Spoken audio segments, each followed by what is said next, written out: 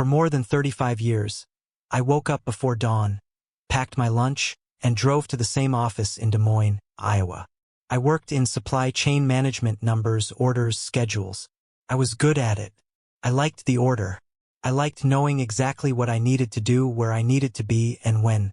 So when I turned 63 and walked out of that building for the last time, everyone assumed I must be thrilled. Even I thought I would be.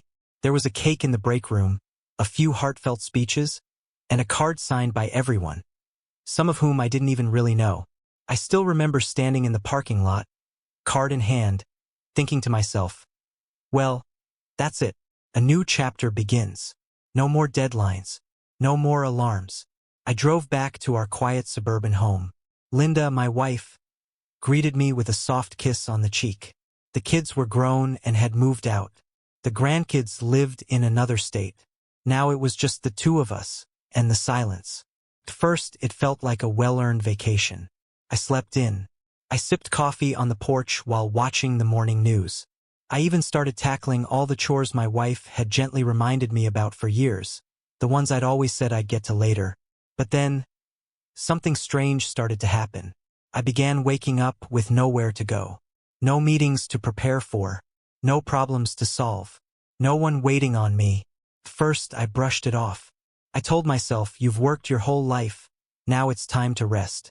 But after a few weeks, the peace began to feel like emptiness. I missed being needed. I missed the noise. I missed the conversations. I even missed the morning traffic jams. Retirement wasn't the joyful release I'd imagined. It was quiet. Too quiet. I'd spent my whole life preparing for retirement. Financially, I had a retirement fund, a modest pension, and the house was paid off. But no one told me I had to prepare emotionally too. And for that, I was completely unprepared. I used to think the hardest part of life was working nonstop to support a family. But no one told me that the harder part would be facing myself when everything else got quiet. About a month into retirement, I started to feel invisible. No one called to ask about an order. No one knocked on my office door for my opinion. No emails to answer, no meetings on the calendar, no pressure. And somehow that was what unsettled me. I remember sitting for hours in front of the TV, flipping from one channel to the next without really watching anything. I went out to the garden, trimmed a few bushes, came back inside, and found myself with nothing to do. Linda was as gentle and kind as ever, but I could tell she was worried. One evening she asked, "Are you okay?" I smiled and said I was fine. But inside I was a mess. The feeling of having no purpose slowly gnawed at me every day. I started having trouble sleeping. At night, I'd lie there staring at the ceiling, asking myself, is my life already over, even though I'm still alive? I used to believe retirement was the reward, but I never expected the reward to come with loneliness. I was no longer someone society needed. I had no clear role anymore. My friends were either still busy with part-time work or had moved to other states to be near their kids. I wandered around this quiet house, trying to find something, anything, that made me feel alive again. And then, one morning, I sat by the window, watching sunlight stream through the branches, and felt a strange hollowness in my chest. I knew that if I kept going like this, I would slowly wither, not physically but emotionally. I needed a change, but I had no idea where to start. One Wednesday afternoon, while mindlessly scrolling online, I stumbled across a post on the city's Facebook page. Volunteers needed to read to children at the public library. Saturdays, 2 hours. I almost kept scrolling. But then my eyes caught a comment below the post. After my husband retired, he felt empty. But through this program, he found his smile again. For some reason, I clicked, interested. That Saturday morning, I put on a simple button-down shirt, combed my hair neatly, and drove 10 minutes to the library. I felt both nervous and self-conscious. I wondered if people would think I was just some old guy trying too hard. Would the kids even want to hear me read? But when I stepped into that cozy little room filled with golden light and colorful shelves, I saw a sight that softened something in me. 5 children sitting cross-legged on the carpet, eyes wide with anticipation, waiting for a story. They handed me a children's book, Just a simple tale about a lost dog trying to find its way home. I started reading. My voice was stiff at first, but then I got into it. One kid giggled when I barked like the dog. Another stared so intently, it felt like they could see straight into my heart. When the session ended, a little blonde girl came up to me and said, "You tell stories really well. Will you come back again?" I couldn't speak. I just nodded and smiled. It wasn't a grand moment. No fireworks. No applause. But to me, it was like a tiny ray of sunlight slipping through a crack in the door.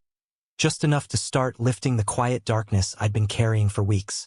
For the first time in months, I felt useful. And I knew maybe this was where I'd begin again. I thought that reading session would open a bright new chapter. But life, of course, isn't that predictable. After a few weeks of showing up every Saturday, looking forward to that feeling of being needed, the library announced they were suspending the volunteer program due to budget cuts and lack of staff. "We'll be in touch when we restart," they said politely. I drove home, feeling emptier than ever. I don't blame them. It's just that I had placed too much hope in something too small. Like a thirsty man being handed a glass of water, only for it to be taken away after a few sips. The loneliness returned, stronger this time. And this time I couldn't ignore it. I started losing patience with Linda, even though she had done nothing wrong. Every kind, caring question from her felt like a mirror reflecting the frustration I was trying to hide. One evening, I snapped over a stuck kitchen cabinet. I slammed my hand on the table and startled myself with my own reaction. Linda stood quietly, looking at me. Not angry, not reproachful, just sad. "You're not okay, are you?" she asked. I didn't answer. Couldn't. I didn't even know the answer myself. Maybe what scared me most wasn't the loneliness. It was the fear that no one needed me anymore. No job. No purpose. No role to play. I used to think I had prepared for retirement. But I'd only prepared financially. My soul, it seemed, was slowly sinking with nothing to hold on to. That night, I sat on the back porch, staring out at the dim lights in the distance. The whole neighborhood was quiet. I pulled out my phone and opened a photo my daughter had taken years ago. Me assembling a desk for my grandson. I was smiling. A big, genuine smile. A smile I hadn't seen in the mirror for a long time. And I knew, if I didn't save myself, no one else could. The next morning, I made myself a strong black coffee. But instead of sitting in front of the TV like I usually did, I opened up my old laptop. It booted up slowly, clunky, outdated just like me, but still working. I typed in, "volunteer opportunities for retirees in Austin, Texas." A list of results popped up. Community centers, animal shelters, mentoring programs for teens, life skills classes at local churches. I read through every listing, every testimonial. Stories from real people, retirees like me, who had once felt lost and had found something that fit the shape of their hearts. One program made me pause. Teach life skills to at-risk youth. Seeking people who've worked, stumbled, and lived real lives. I thought of myself at 20, confused, hot-tempered, unsure where I was headed. If someone had sat me down back then and showed me a few things, maybe I would have figured it out a little sooner. I wrote down the address and phone number. I hesitated. My hand trembled slightly as I dialed. But on the other end, a young woman's voice, warm, energetic. "Why don't you come check it out next Monday?" No experience needed. Just honesty. When I hung up, I exhaled, not from relief, but because I had just taken the first step out of the hole I'd been sinking into. Linda placed a hand on my shoulder. "I'm glad you called," she said. "I always believed you could start over, anytime you chose." I didn't say anything. I just nodded. But inside me, a small light had been lit. Not bright, not grand, but just enough to light the way. The next Monday, I drove to the community center on the south edge of Austin. It was an old building, painted off-white, with a small parking lot out front and bougainvillea blooming by the windows. Nothing fancy, but that was where I'd begin again. A staff member named Rachel, maybe in her 30s, with soft curls and quick eyes, greeted me with a warm smile. She led me into a small classroom where 6 or 7 young people were gathered around a table. Some wore tattered hoodies, some had arms full of tattoos and guarded eyes, but a few gave me a quick nod. Rachel said, "You can sit in and observe today. We're working on how to listen to others in a team setting.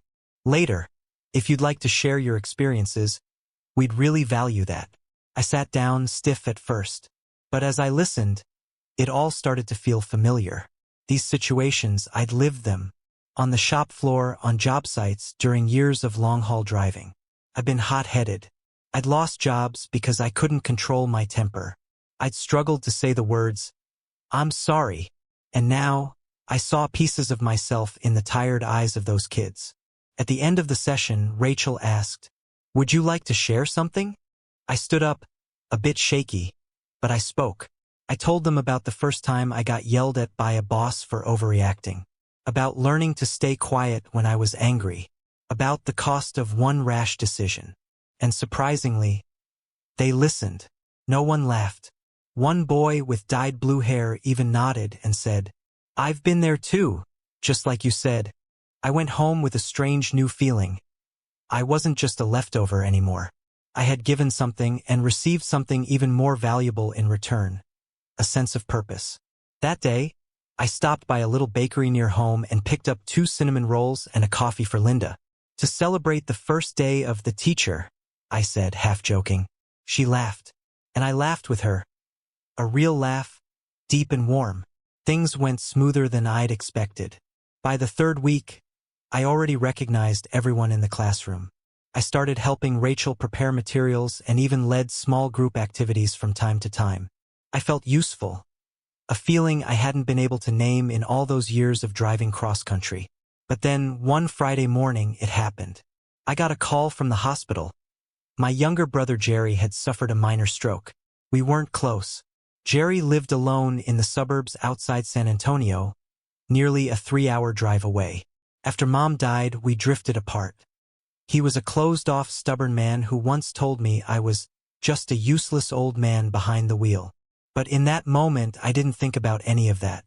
I just knew I had to go. I called Rachel to let her know I'd be gone for a few days. She understood.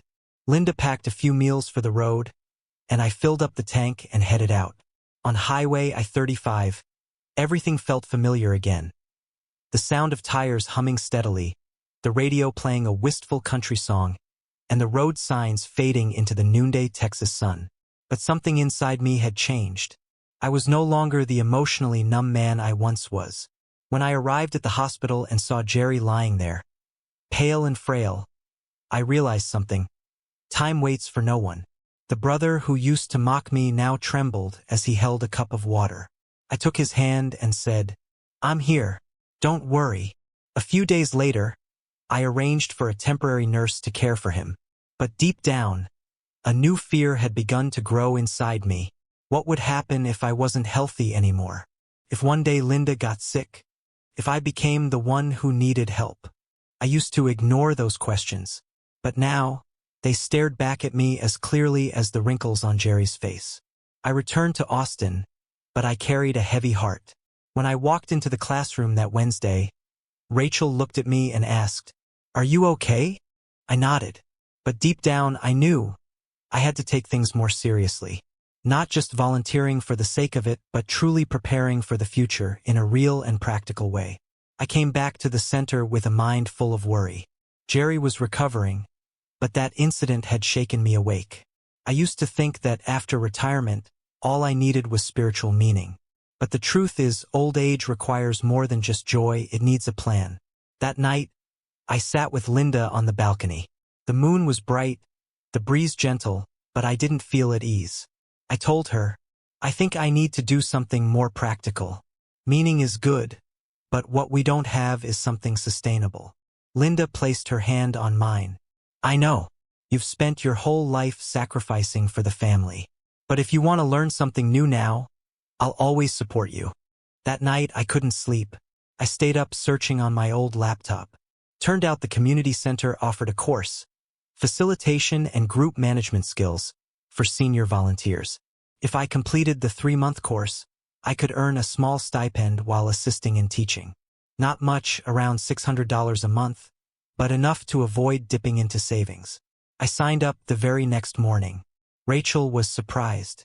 "You really want to take that course? It's pretty intense, you know?" I laughed.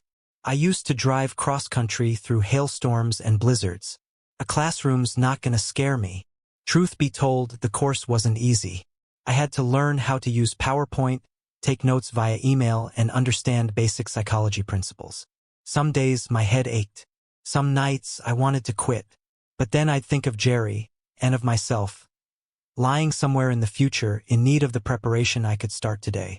Each class was a small step. I wrote down every word, did every assignment like a school kid. And for the first time in years, I felt like I was growing. Linda often made me tea on the nights I studied. "You're studying like a high schooler," she teased. But I knew. She was proud. 3 months passed like a cross-country road trip. Each week, I went to class faithfully, did the assignments, and discussed with my fellow older classmates. Some were former teachers, some retired nurses, and me, a former long-haul trucker who just a few years ago didn't even know how to send an email. The final test came on a Tuesday morning. I wore a neatly pressed shirt, brought my notebook, and walked into class with my heart pounding like a college kid heading into finals. The exam was to stand in front of the class and give a presentation on building a learning group for seniors. I chose the topic, Teaching Digital Life Skills to Retirees. As I stood up, my hands trembled a little. But then I remembered all those long nights, driving through the Nevada desert, hands gripping the wheel in the wind and dark. If I could survive those nights, a presentation was nothing. I began speaking slowly, clearly. I told my story, from feeling lost after retirement to finding meaning through learning. I shared the struggles, the study nights with Linda beside me, and why I believe it's never too late to learn, because every step of learning is a step toward rediscovering yourself. When I finished, the whole class clapped. Rachel smiled and nodded. "You did great. You didn't just finish the course, you inspired us." A week later, I got an email from the community center. They wanted to offer me a part-time assistant teaching role for the digital skills course for retirees. The pay wasn't much, about $20 a session, but to me, it wasn't about the money. It was about being seen. I told Linda. She didn't say anything. She just hugged me. For a long time. "You're not just learning to pass the time. You're rebuilding yourself." That night, I made her tea. For once, I was the one serving. We sat together, watching the warm light outside the window, hearts at ease. For the first time since I retired, I felt I might have truly started living. I began the assistant role on a Thursday morning in a small second-floor classroom at the community center. There were 8 students, all older than me. A 74-year-old man shakily placed his hand on a mouse, asking how to open email. A lady with thick glasses tried Zoom for the first time, eyes sparkling like a child with a new toy. I wasn't just teaching them skills. I told them about myself, that I used to think retirement was a reward. But I realized, no reward lasts long if we don't make it meaningful ourselves. Each class, I wrote everyone's name on the board, called them by name, asked about their grandchildren, praised the small tasks they completed. Gradually, that little classroom became a community. One day, Ellen brought homemade cookies. James shared stories about his walks around the lake with his wife. Small things, but deeply connecting. And then, something unexpected happened. People started coming to me not just for help with computers. They asked me how to cope with the sadness after retirement. I realized something profound. I, as someone who had once been overwhelmed by emptiness, was now the person others trusted and came to for help. Linda noticed I was happier. Dinner was filled with more laughter. I'd tell her stories from my class, and she'd talk about the garden behind our house, where the lavender had started blooming steadily this spring. One quiet weekend afternoon, while we were sipping tea on the porch, I said, "I never thought I'd be starting a new career at this age. But the strange thing is, I don't really think about age anymore. I just think, what can I do tomorrow?"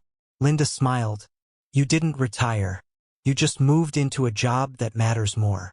That sentence left me speechless. And she was right. retirement wasn't the end. For me, it was the chance to begin a better version of myself. In just a few months, my small class at the community center was full. There were so many sign-ups that Rachel had to start a wait list. It wasn't because I was some tech wizard. I wasn't. I taught slowly, explained every step clearly, and I always told stories. But maybe what people really needed wasn't just how to use email or create a PowerPoint. What they needed was someone to remind them, you still can. One day, the community center invited me to speak at an open session for newly retired folks in Austin. I stood in front of about 60 people. Some looked nervous, others sat with crossed arms, cautious. They were just like I used to be, thinking they'd entered some retirement paradise, only to be stunned when they realized they had no idea what to do with the rest of their time. I told them my story, no embellishments, no big speeches. I talked about the empty mornings, the sleepless nights, and the first time I helped an elderly woman open an online bank account. I ended with this: real freedom doesn't begin when you stop working. It begins when you wake up each day knowing you can still give, still learn, and still live with purpose. After that talk, I got an email from a woman named Carla, 62. She wrote, I used to think retirement was the finish line, but today you showed me it's just a transition. Thank you for rekindling my hope. I read that message over and over, and I realized what I was doing had grown beyond just a class. I was helping build a bridge from loneliness to a new sense of purpose. Rachel later suggested I start a regular online session for retirees across Texas. I hesitated. I'd never taught online before. But then I thought, if these folks older, slower were brave enough to learn something new, how could I say no just because I was afraid? When I told Linda about the plan, she patted my shoulder and said, You're really becoming a teacher, the kind everyone wishes they had. I laughed. Maybe in some alternate universe, if I hadn't become a truck driver, I might have been a teacher. But maybe, just maybe, right now at this age was the perfect time to teach the kind of things no textbook could cover, but life truly needed. One late autumn afternoon, I walked around Lake Travis near our home, not to exercise or burn calories, just to breathe, to feel the sunset, to listen to the crisp rustle of dry leaves underfoot. That was something I never used to understand, the idea of slowing down to live. I saw a man and his grandson fishing by the shore, sitting in silence. No words exchanged, but I knew they were sharing a moment no amount of money could ever buy. Right then, I remembered the night before my retirement. Sitting alone in an empty office, I'd looked around and thought, tomorrow, I'll be free. But in truth, I was stepping into a vast, empty space, with no map, no guide, and no clear purpose. It wasn't until now that I truly understood. Retirement isn't about walking away from work. It's about beginning the real work, the work of making life meaningful.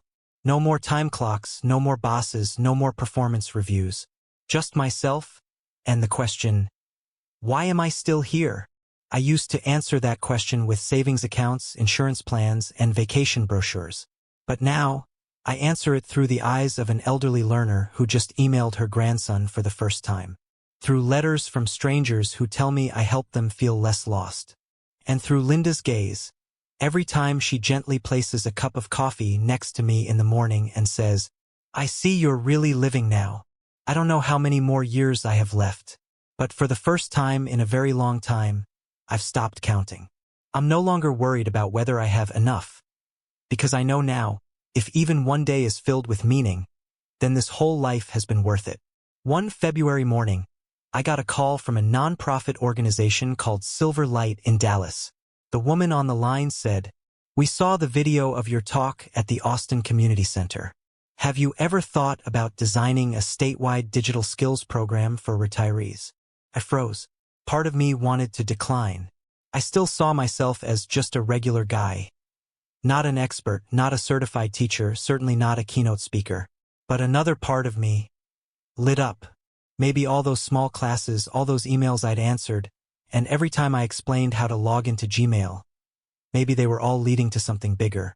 They invited me to help build an online curriculum that would connect over 50 community centers statewide. I'd train local instructors, coach volunteers, and help design simple, accessible materials for seniors. Linda was sitting beside me. After I hung up, she said softly, "I knew this day would come, when people would need exactly what you've been giving with your whole heart." I nodded, hands trembling, not from nerves, but from emotion. For most of my life, I thought my worth came from job titles, paychecks, or meeting deadlines. But now I see, my value comes from who I can help and what I can change. And so I began a new kind of workday, not in an office, but over Zoom, in short meetings with people just like me. Retired, once feeling useless, now rebuilding their lives one small lesson at a time. I call this my post-career work. There's no paycheck, but there's purpose. No holiday bonuses. But each morning, I wake up with something to look forward to. And most importantly, I no longer see retirement as a new chapter. To me, it feels more like a second book, one where I get to be the author, not just a reader. In just 6 months, the program I've been collaborating on with Silver Light has reached over 30 community centers across Texas. They call it Restart After 60. I find the name both amusing and accurate. Because yes, we are starting over.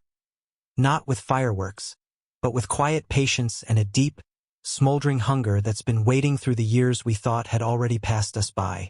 I've had the chance to visit San Antonio, El Paso, and Galveston, places I used to just drive through back when I was a delivery driver.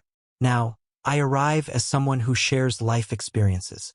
I meet seniors who once worked as engineers, accountants, even a few former doctors, now learning how to set up a YouTube account just so they can rewatch videos of their grandkids. During one session in a Houston center, a 75-year-old man named Walter shook my hand after completing the How to Create a PDF lesson and said, "I spent nearly 2 years of retirement just watching TV. Thank you. Thanks to these classes, I feel like I've gotten something back. Not my youth, but my life." I didn't know how to respond. I just smiled and said, "I've learned so much from you too." As the program expanded, I started receiving letters from all over. Not everyone's tech-savvy, but they wrote by hand or had their children or grandchildren type for them. One woman from Lubbock wrote, "My husband passed away last year. I used to feel like I had no reason to get out of bed. But after joining the class, I realized I could still learn something new. And more importantly, I could help someone like me get through the loneliness." I often cry reading those letters. Not out of sadness, but because I'm reminded that human connection never gets old. Linda and I have grown closer than ever. Every time I share a new learner's story or a message I've received, she listens in silence, then simply says, "You're doing what most people spend a lifetime never quite reaching. Being true to yourself and useful to others." One evening, I sat with Linda on our back porch, behind us a row of old oaks. In front, the Texas sky painted in soft orange as the sun dipped low. I held a slightly wrinkled handwritten letter, penned in slanted script by a 68-year-old student from Amarillo. He wrote that after finishing my online course, he had gone on to teach 3 other friends at his retirement club. "I never thought I'd get the chance to do anything meaningful after 65, he wrote. "But now, I'm living again, not just existing." I folded the letter and felt something catch in my throat. Linda looked at me, placed her hand gently on my shoulder, and said nothing. We just sat there, quiet. But I knew she understood. I thought back to my first year of retirement. That feeling of emptiness and disorientation, like reaching the last page of a book and not knowing where to turn next. I used to think having enough money was enough to live. But I've come to realize that living requires meaning. And meaning doesn't come from a bank account. It comes from the little things we do, the people we help, the moments we see someone's eyes light up because of something we shared. I no longer see retirement as a stop sign. To me, it's a turnoff, an unmarked path no one teaches you how to take. But if you're brave enough to walk it, it can lead you somewhere youth never could. I don't regret feeling empty back then. That emptiness forced me to dig deeper, to find what was missing. And it wasn't money. It wasn't recognition. It was connection. It was giving. It was knowing that my life still has value at any age. Now, when someone asks me, "Is retirement what you imagined it would be?" I smile and say, "No, It's so much better. If there's one thing I've learned from this whole journey, it's this: retirement isn't the end. It's an invitation to begin again, in ways you may never have imagined. When we're young, we tie our worth to jobs, titles, salaries, things you can measure. But when we step out of that race, we start to see clearly. The real value of life isn't in what we do. It's in who we become. I used to think retirement was a reward, a time to finally relax after a lifetime of work. But I was wrong. Nothing hurts more than waking up in the morning without a reason to get out of bed. That's not freedom. That's being lost. But that emptiness, that silence, it forced me to ask, what am I living for? And that question led me to a fuller life, not one built on money, but on meaning. I've learned that meaning doesn't just show up. It's built through connection, through community, through the little things we used to overlook. Conversation, a nod, a moment of sharing. Any of these can light up someone's day. And most importantly, you're never too old to learn something new, to start a new journey, or to become a different version of yourself. I started over at 64, and I've never felt more alive. So if you're feeling empty in your early days of retirement, don't panic. That feeling isn't failure. It's an invitation to enter a new chapter, one where you're no longer chasing time, but finally writing your own meaning. If you're nearing retirement, or already there and feeling lost, you're not alone. I've been there. I know the feeling of opening your eyes in the morning and not knowing what to do, or why, despite having enough. You still feel incomplete.